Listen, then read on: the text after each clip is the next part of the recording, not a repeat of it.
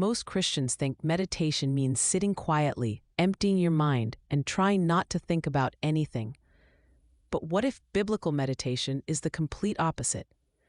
What if Christian meditation is not about emptying your mind, but filling your mind with God's Word until His truth becomes louder than your fear? Because the Bible never tells us to empty our mind. It tells us to renew our mind. It tells us to meditate on the Word day and night. Joshua 1:8 says, "This book of the law shall not depart from your mouth, but you shall meditate on it day and night." Notice that God did not just tell Joshua to read the Word. He told him to meditate on it, to repeat it, to keep it in his mouth, to keep it in his mind, to keep it before his imagination. Because whatever your mind keeps returning to begins to shape the way you think, feel, and live. So today, I want to show you why Christian meditation is not strange. It is not complicated. It is one of the most powerful ways God renews your mind. And this matters because many believers love God, but their minds are still exhausted. They pray, but they still overthink. They go to church, but they still replay the same fears. They read scripture, but anxiety still feels louder. They believe God is good, but their mind keeps expecting something bad to happen. And this is where many Christians feel confused, because they think, if I love God, why is my mind still so restless? Why do I keep imagining the worst? Why do I keep replaying what hurt me? Why do I keep hearing the voice of shame? But here is the truth. A lot of people are not struggling because they do not have faith. They are struggling because their mind has been trained by repetition. They have meditated on worry for years, meditated on rejection for years, meditated on failure for years, meditated on what people said, meditated on what went wrong, meditated on what might go wrong. And without realizing it, their mind has been rehearsing fear more than it has been rehearsing truth. That is why biblical meditation is so powerful, because God is not just trying to give you information. He is teaching you how to train your attention. Stay with me, because the practical step is so simple, but most people miss it. Joshua 1:8 does not just say, read the word. It says, "This book of the law shall not depart from your mouth, but you shall meditate on it day and night." That means biblical meditation involves your mouth, your mind, and your life. God told Joshua, keep the word in your mouth, keep the word in your thoughts, keep the word in your daily rhythm. Because God knew something about the human mind before neuroscience ever studied it. Whatever you repeatedly speak, whatever you repeatedly think about, whatever you repeatedly imagine, begins to form a pathway inside you. This is why fear grows when you keep rehearsing fear. This is why shame grows when you keep repeating shame. This is why insecurity grows when you keep agreeing with insecurity. But it is also why faith grows when you keep returning to God's word. Peace grows when you keep your mind stayed on Him. Courage grows when you meditate on what God has spoken. So Christian meditation is not passive. It is not just sitting there doing nothing. Christian meditation is focused attention on God's truth. It is when you take one verse and you stay with it long enough for it to move from your Bible to your thoughts, to your emotions, to your identity, to your behavior. Here is where the brain science gets interesting, and neuroscience shows that the brain strengthens what it repeatedly focuses on. The more you repeat a thought, the easier it becomes for the brain to return to that thought. That is why some people do not even have to try to worry. Worry comes automatically because the pathway has been practiced. Some people do not have to try to feel rejected. Their brain has learned to scan for rejection. Some people do not have to try to feel anxious. Their nervous system has been trained to expect danger. But here is the good news. The brain can change. Your mind can be renewed. New patterns can be built, and one of the ways those new patterns are built is through repeated focus. This is why scripture meditation is so powerful, because when you slowly repeat God's word, reflect on it, speak it, breathe with it, and apply it, you are not just being spiritual. You are training your mind to return to truth instead of fear. You are giving your brain a new pathway. You are teaching your nervous system, I am not alone. God is with me. I do not have to panic. I can trust the shepherd. I can rest in his word. This is why Isaiah 26:3 says, "You will keep him in perfect peace, whose mind is stayed on you." Not whose mind visits you once in a while, whose mind is stayed on you. That word stayed is powerful. It means fixed, anchored, supported, held. So peace is not just about what you believe once. Peace is connected to where your mind keeps returning. I used to think meditation was just sitting quietly or reading a verse quickly in the morning and then moving on with my day. But then I noticed something. I could read the Bible in the morning, but still spend the rest of the day meditating on worry. I could pray for peace, but then keep replaying the problem in my mind. I could say God is in control, but then spend hours imagining everything falling apart. And that showed me something. The issue was not that God's word had no power. The issue was that I was visiting the word, but living with the worry. I was reading scripture, but rehearsing fear. And many believers do the same thing. They read one verse, but meditate on their problem all day. They say one prayer, but replay one negative conversation 50 times. They hear one sermon, but rehearse one insecurity all week. And then they wonder why their mind feels tired. But your mind will always be shaped by what it returns to the most. So the question is not, do you meditate? Everybody meditates. The real question is, what are you meditating on? Are you meditating on fear? Or are you meditating on the word? Are you meditating on what people said? Or are you meditating on what God said?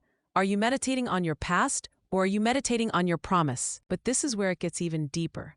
When God told Joshua to meditate on the word day and night, Joshua was not sitting in a peaceful garden with no responsibility.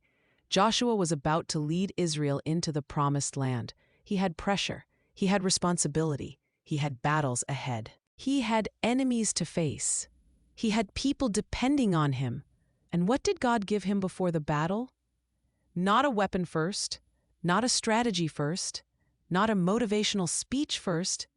God gave him a meditation pattern, because before Joshua could win the battles around him, his mind had to be anchored within him. Before he could lead people externally, he had to be strengthened internally.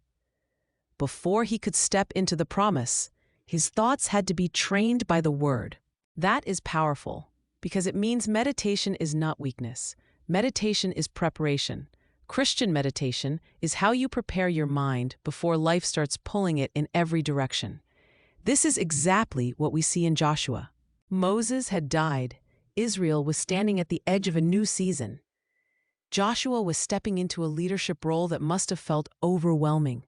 Imagine the pressure. He was following Moses, the man who confronted Pharaoh, the man who parted the Red Sea, the man who received the law from God. And now Joshua has to lead the people forward.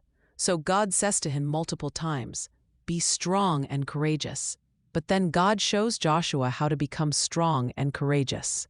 He says, "This book of the law shall not depart from your mouth, but you shall meditate on it day and night." In other words, Joshua, do not let fear become your meditation. Do not let pressure become your meditation.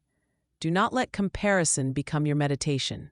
Do not let the size of the assignment become your meditation. Let my word become your meditation. Keep it in your mouth. Keep it in your mind. Keep it in your rhythm. Because if my word shapes your inner world, you will have strength for the outer battle. And that is the same for us today. Before you face the day, before you check your phone, before you absorb everybody else's opinions, before anxiety starts preaching to you, you need to give your mind something holy to return to. So how do you practice Christian meditation? Let me make this very simple. You can start with just 5 minutes a day. Not 1 hour, not something complicated. Just 5 minutes with one verse. Here is the simple method. Read, repeat, reflect, receive, declare. Step 1. Read the verse slowly. Choose one verse, not 10. 1. For example, Psalm 23:1.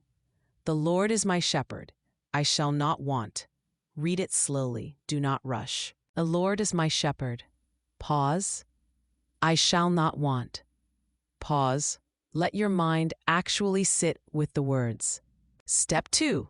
Repeat one phrase. Take one phrase from the verse. For example, the Lord is my shepherd. Repeat it gently. The Lord is my shepherd. The Lord is my shepherd. The Lord is my shepherd. You are not trying to perform. You are training your mind to stay with truth. Step 3. Reflect on what it means. Ask yourself, what does this reveal about God? What does this reveal about me? What fear is this verse challenging?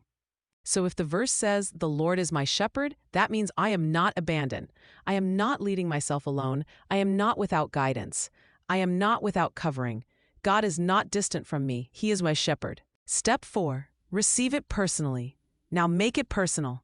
Say, Lord, if you are my shepherd, then I do not have to live in panic today. If you are my shepherd, then you know what I need. If you are my shepherd, then you can guide me through what I do not understand. This is where the verse moves from information to relationship. Step 5. Declare it over your day.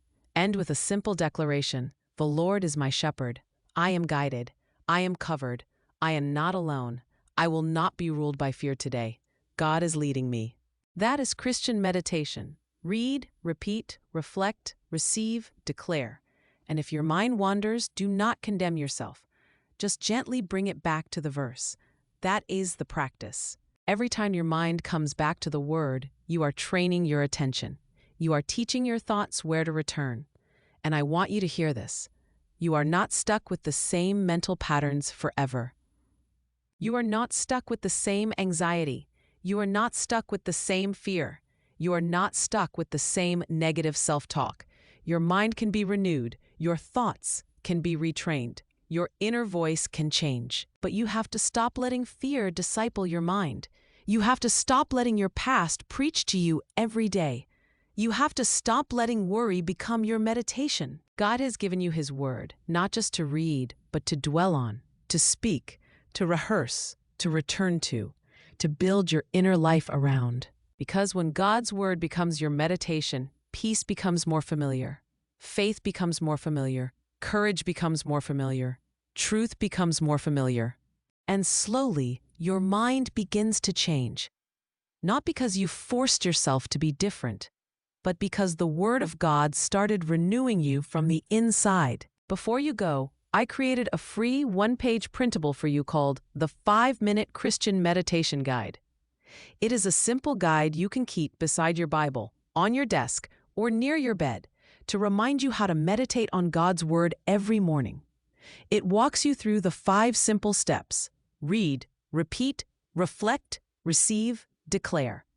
So if this message helped you, download it free using the link in the description. Here is my challenge. For the next 7 days, choose one verse and meditate on it for 5 minutes every morning.